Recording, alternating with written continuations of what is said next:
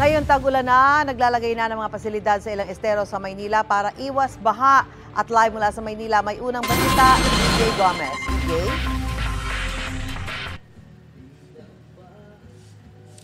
Susan, tag-ulan na nga no at maraming lugar sa Maynila ang laging binabaha.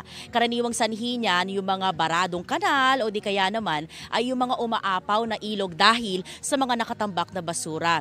Nag-ikot-ikot tayo dito sa Maynila para i-check ang ilang estero. Alas 3 ng madaling araw, nadatnan namin ang operasyon ng isang kontraktor sa Estero de Magdalena sa Binondo sa Maynila.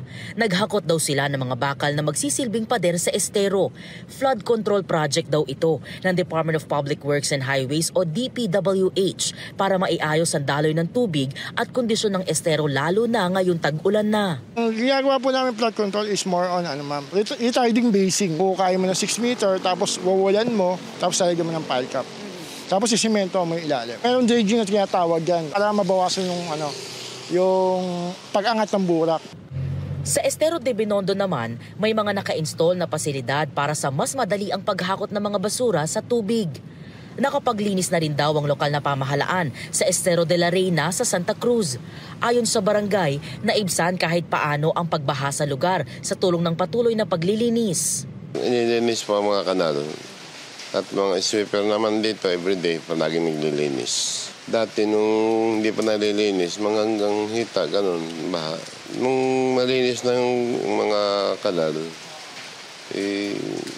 nabawasan na yung pagbabaha ng at hindi na gaanong umaapaw ang kanal. Ramdam daw ng tindero ng Pares na si Edgardo ang mas malinis na estero sa kanilang lugar. Ang kanyang food cart nga nasa tabi lang mismo ng Estero de la Reina. Kumpara dati, talagang walang linis nung una. Talagang ngayon okay na, mas maganda na ngayon. Wala na siyang basura, malinis na talaga siya. Tsaka nililinis, hindi na binabaha ngayon, wala nang baha.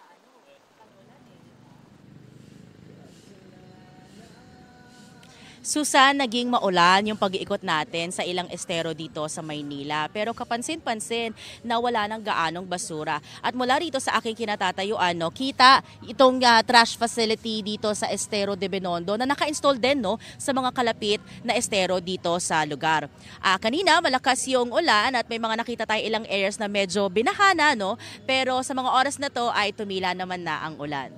At yan, ang unang balita mula rito sa Binondo sa Maynila.